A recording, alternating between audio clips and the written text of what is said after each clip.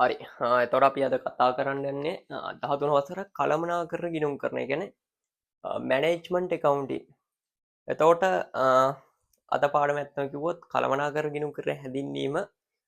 එතකොට අපි මේ පාඩමේ තියරි ටික අද කතා කරලා ඊගාව දවසේ මේකෙන් අහලා තියෙන 2011 ඉඳන් 2024 වෙනකන් අහලා තියෙන ඔක්කොම පාස් පේපර්ස් ටික 2011 to 2024 ඔක්කොම පාස් පේපර්ස් ටික ඩිස්කස් කරනවා. පාස් පේපර්ස් ටික ඩිස්කස් කරනවා. හරි. එහෙනම් යම් වැඩේට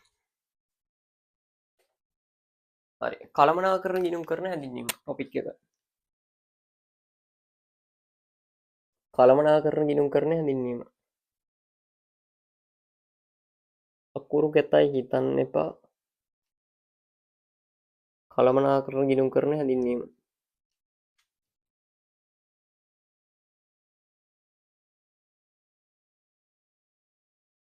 දැන් කළමනාකරන ගිණුම් කරන හැඳින්වීමට යන්න කලින් අපි බලමු මොකද්ද මේ ගිණුම් කරන්නේ කියන්නේ කියලා. ගිණුම් කරන්නේ කියන්නේ මොකද්ද? හරි. එතකොට පළවෙනි පාඩමෙන්ම අපි ඉගෙන ගන්න මුලින්ම ඉගෙන ගන්න ගිණුම් කරන්නේ කියන්නේ මොකක්ද කියලා. එතනදී මොකක්ද ඉගෙන ගත්තේ? හරි. එකවුන්ටින් වලදී අපි හැම වෙලේම හිතන්නේ හරි ගාණක් හදද්දී වුණත් අපි හැම වෙලේම හිතන්නේ අපි ව්‍යාපාරය කියලා. අපි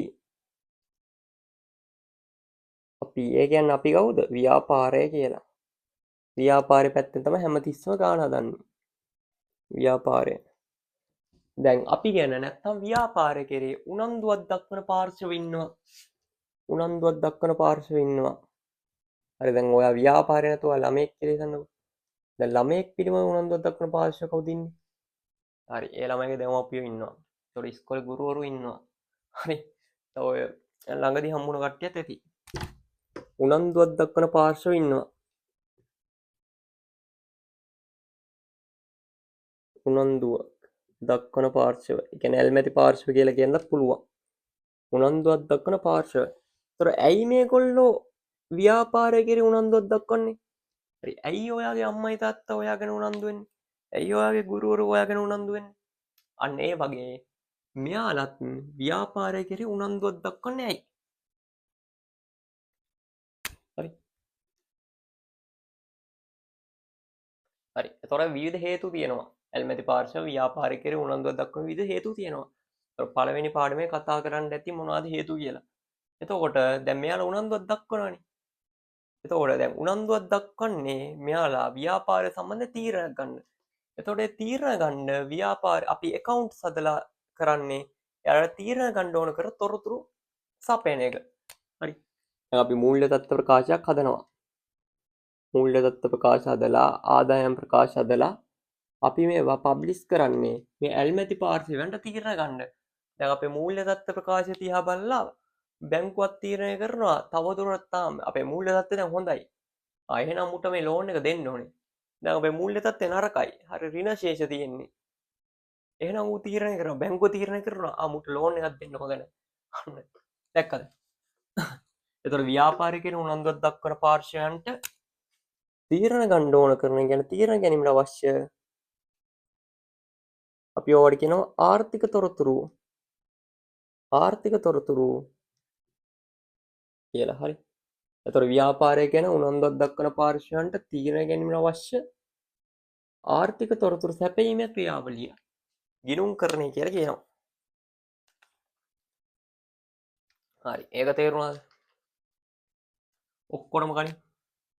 එතකොට නිර්වචනයක් දාගන්න. ගිණුම්කරණය කියන්නේ ව්‍යාපාරය කෙරෙහි උනන්දුවක් දක්වන පාර්ශ්වයන්ට ව්‍යාපාරය කෙරෙහි උනන්දුවක් දක්වන පාර්ශ්වයන්ට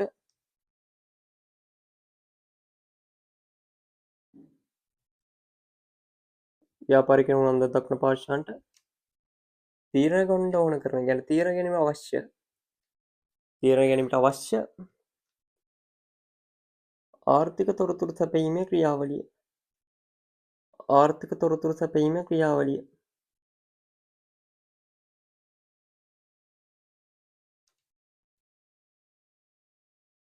ආර්ථික තොරතුරු සැපයීමේ ක්‍රියාවලිය. හරි. ඒක දැනන් ඉන්න ඕනේ එකටම.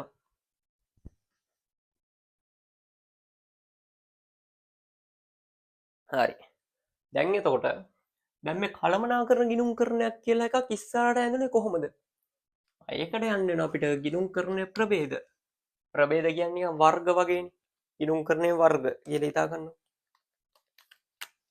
ගිණුම් කරණයේ ಜಾති දෙකක් තියෙනවා. ඒ කියන්නේ ප්‍රභේද දෙකක් තියෙනවා.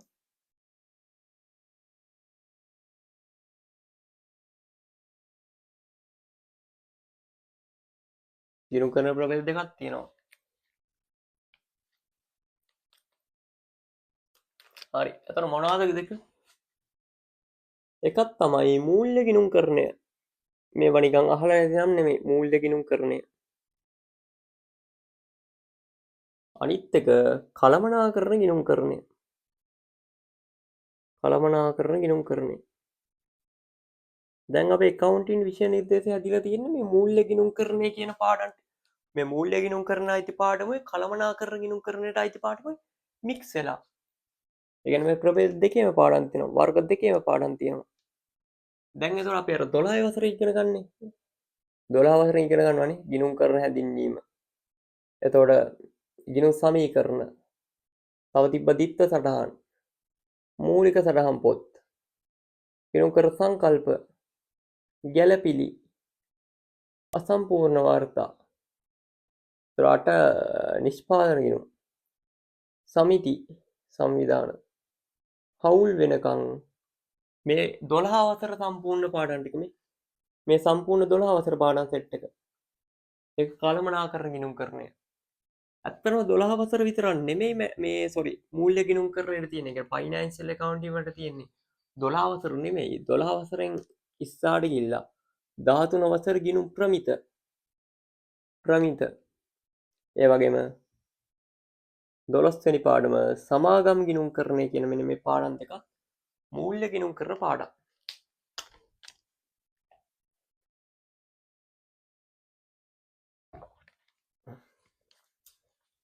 හරි. එතකොට කළමනාකර ගිණුම් කරන පාඩම් තියෙන්නේ ඇත්තටම 13 වසරේ 12 වසරේ නෑ එකක්වත්. එතකොට කළමනාකර ගිණුම් කරන පාඩම් ගත්තොත් අපි මේ කතා කරන කළමනාකර ගිණුම් කරන හැඳින්වීම.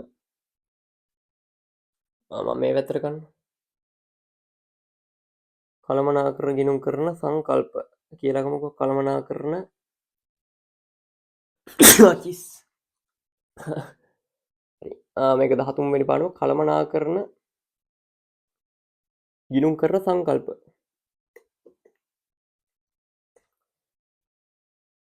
කළමනාකරන ගිණුම් කරන සංකල්ප. එතකොට මේකේ උපපාඩම් තියෙනවා 4ක්. අපි මේ කතා කරන කළමනාකර ගිණුම් කරන හැඳින්වීම. තව ඔය අහලා ඇති ද්‍රව්‍ය පිරිවැයකරණය. ද්‍රව්‍ය පිරිවැය. මේකත් අහලා ඇති ශ්‍රම පිරිවැය. එතකොට මේක අනිවාර්යෙන් අහලා ඇති පොදු කාර්ය පිරිවැය.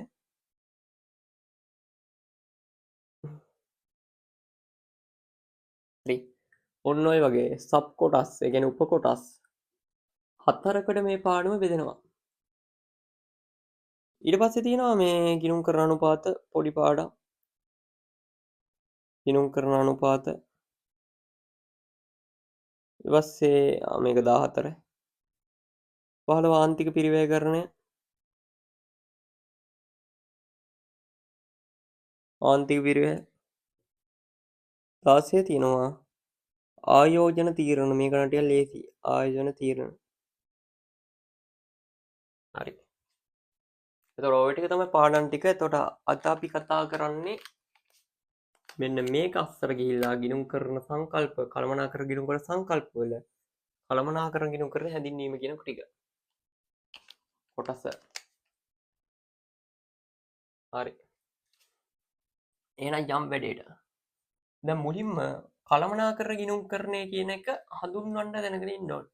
කළමනාකර ගිණුම් කරන යනු ලියන්න නම් එන්නේ අර MCQ වල පළවෙනි ප්‍රශ්නේ කළමනාකර ගිණුම් කරන්නේ නිර්වචනයෙන් අහන්න පුළුවන්. අහලත් තියෙනවා. හරි නේද? ඊට කලින් මූල්‍ය ගිණුම් කරන නිර්වචනත් දැම්මකො.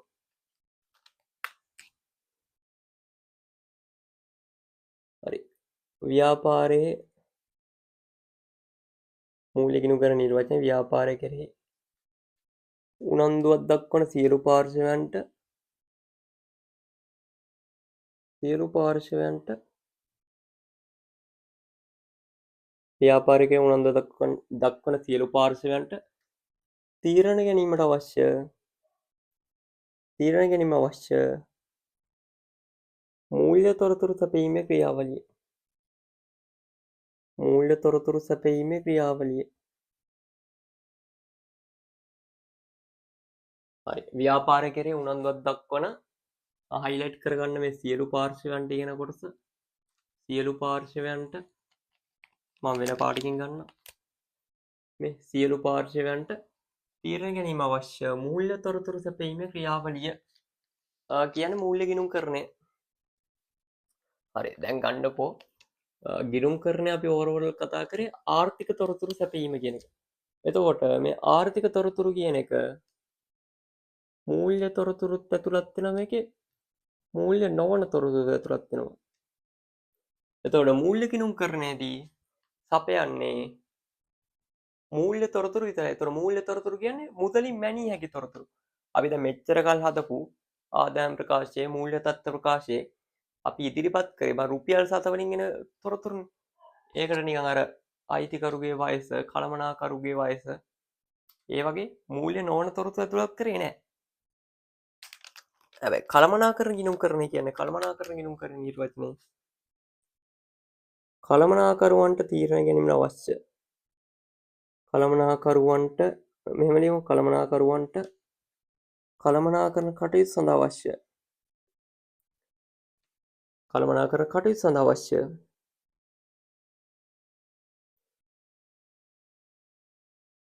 හරි. කළමනාකරුවන්ට කළමනාකරණ කටයුතු සඳහා අවශ්‍ය මූල්‍ය තොරතුරු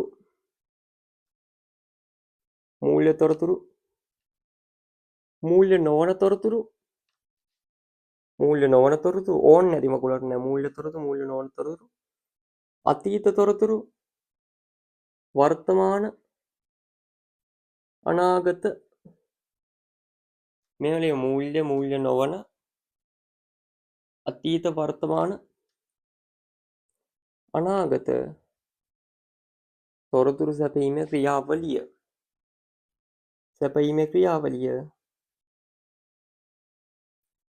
කළමනාකරණ ගිණුම්කරණය.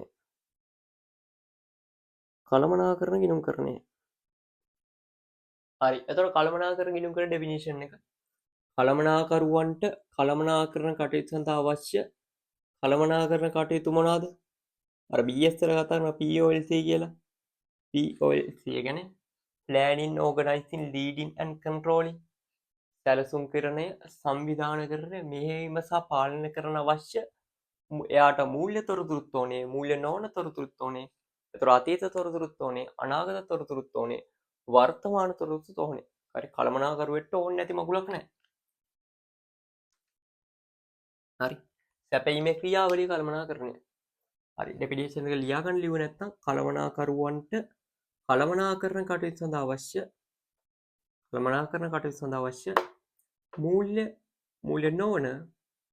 මූල්‍ය නොවන අතීත වර්තමාන අනාගත තොරතුරු සැපීමේ ක්‍රියාවලිය. කළමනාකරණ ගිණුම්කරණය කියලා කියනවා. බලන්න දැන් ක්‍රියාවලිය කියලා වචනයක් තියෙනවා. ඒ කියන්නේ කළමනාකරණ ගිණුම්කරණය කියන ක්‍රියාවලියක්.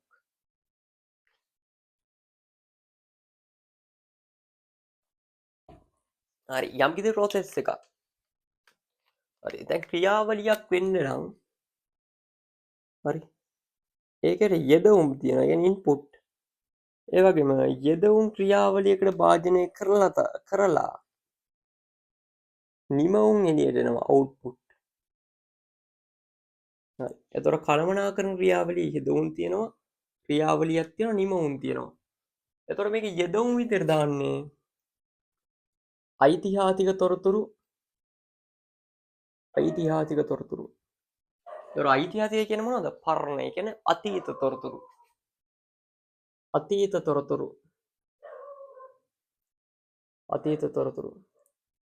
ඒ වගේම පුරෝගතන තොරතුරු. ඒ කියන්නේ අනාගත තොරතුරු දානවා. හරි. ඊට පස්සේ ක්‍රියාවලිය. ක්‍රියාවලිය තුනයි. සැලසුම් කරණය, කළමනාකරණ ක්‍රියාවලිය BS වල සැලසුම් කරණය, සංවිධානකරණය, මෙහෙයවීම සහ පාලනය. BS මතක් කරා මෙහෙයවීම සහ පාලනය. හැබැයි accounting වල කළමනාකරණ ක්‍රියාවලිය ස්ටෙප් 3යි තියෙන්නේ. හරිද? මොනවද ස්ටෙප් 3? සැලසුම් කරණය තියෙනවා. ප්ලෑනින් තියෙනවා. එතකොට මේ සංවිධානකරණය සහ මෙහෙයවීම කියන ස්ටෙප් දෙක එකතු කරලා ඕකට කියනවා සැලසුම් කරණය සංවිධානකරණය සහ මෙහෙයවීම කියන ස්ටෙප් දෙක එකතු කරලා ඒකට කියනවා අයවැය සකස් කිරීම. දෙවනි ස්ටෙප් එක අයවැය සකස් කිරීම.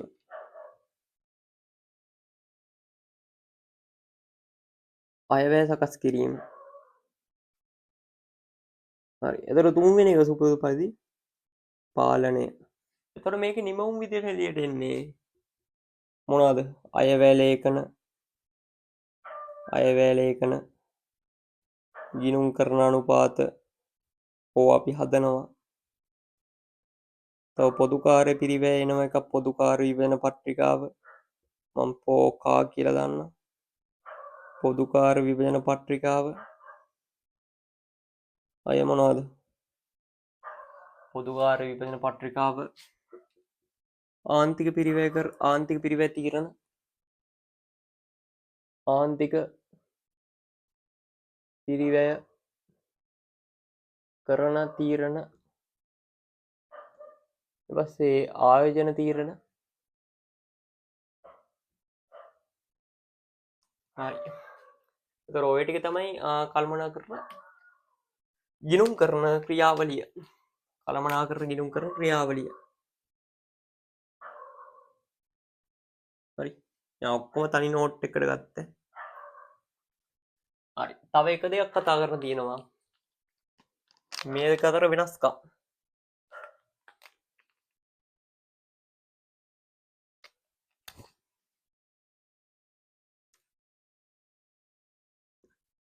හරි.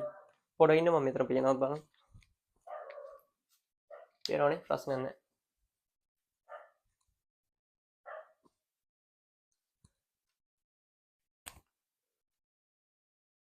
හරි. මොකද්ද? කළමනාකරන ගිණුම් කරණය සහ මම මේකට මූල්‍ය ගිණුම් කරලා දාන මූල්‍ය ගිණුම් කරණයයි කළමනාකරන ගිණුම් කරණය අතර වෙනස්කම්. ටොපික් එකක් ඕන මූල්‍ය ගිණුම් කරණය කළමනාකරන ගිණුම් කරණය අතර වෙනස්කම්.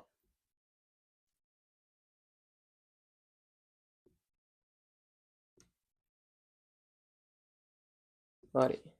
එතකොට 99%ක්ම 99%ක් වැඩිනේ 90%ක්ම හරි 90%ක්ම A level paper එකේ 31 වෙනි MCQ එක හැදෙන්නේ මෙන්න මේ කොටසේ. හරි accounting paper එකේ 31 වෙනි MCQ එක හැදෙන්නේ ගොඩක් වෙලාවට මෙන්න මෙතන. මේ දෙක අතර වෙනස්කම් versus කියලා ගන්නද? හරි. එතකොට මූල්‍ය ගිණුම් කරණයේ තොරතුරු සපයන්නේ මේ සියලුම පාර්ශ්වයන්ට නැත්නම් බාහිර පාර්ශ්වයන්ට. හරි. මූල්‍ය ගිණුම් කරණයේ තොරතුරු සපයන්නේ සියලුම පාර්ශ්වයන්ට නැත්නම් සියලුම ඇල්මැති පාර්ශ්වයන්ට. සියලුම ඇල්මැති පාර්ශ්වයන්ට එහෙම නැත්නම් බාහිර පාර්ශ්වයන්ට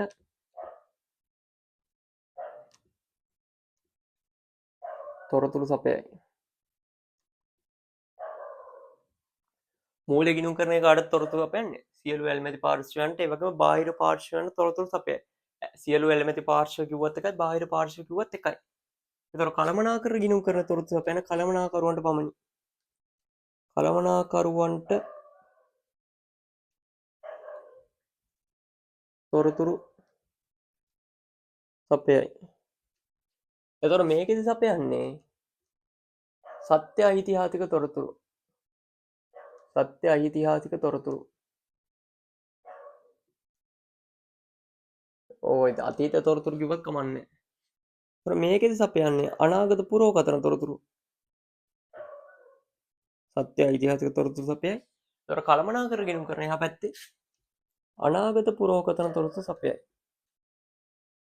අනාගත පුරෝකතන තොරතුරු සපයයි. අනාගත පුරෝකතන තොරතුරු සපයයි. එතකොට තුන්වෙනි එක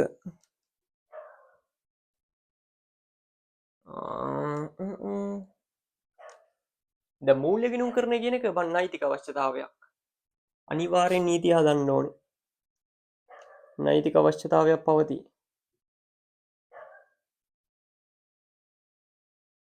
නෛතික අවශ්‍යතාවයක් පවතී. මේකෙම නෛතික අවශ්‍යතාවයක් නැහැ. කියන කළමනාකරුගේ අවශ්‍යතාවය මත තමයි පිළියෙල කරන්නේ. නෛතික අවශ්‍යතාවයක් නොමැත. ඒතර මූල්‍ය ගිණුම් කරන කියන එක අමාරු වෙන්නේ ඇත්තටම මේකට ප්‍රමිත ඕනේ. හරි LKS 16 කියයි LKS 8 කියයි SLFRS කියයි. හරි. ගිණුම් කරන ප්‍රමිත අදාළ වේ. ගිණුම් කරන ප්‍රමිත අදාළ වේ.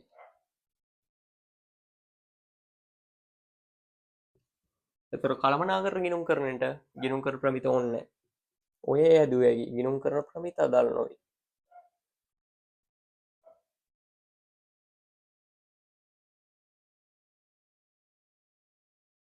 හරි. ගිණුම් කරන ප්‍රමිත අදාළ නොවේ. එතකොට මේ තව ගත්තොත් මෙයා හදන්නේ නිශ්චිත කාලයකට වරක් පිළියෙල කරයි. ඒ කියන්නේ වසරකට වරක්. එතකොට මෙයා පිළියෙල කරන්නේ කළමනාකරුගේ අවශ්‍යතාවය මත. කළමනාකරු මාසෙට 3-4ක් ඉල්ලන පොදු කාර්ය පිළිවෙල මේ විභජන පත්‍රිකා. හරි හදලා දෙන්න වෙනවා. කළමනාකරන අවශ්‍යතාවය මත.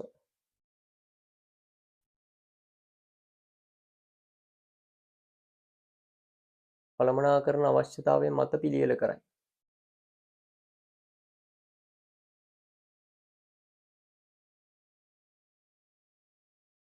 කළමනාකරන අවශ්‍යතාවය මත පිළියෙල කරයි.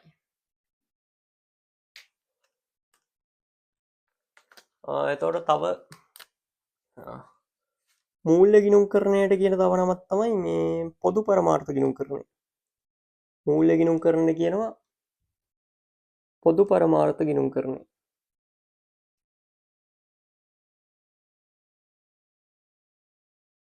පොදු පරමාර්ථ ගිණුම් කරණය. ඒතර කළමනාකරන ගිණුම් කරන කියනවා තව නමක් විශේෂ පරමාර්ථ ගිණුම් කරණය. කළමනාකරන ගිණුම් කරණයට කියනවා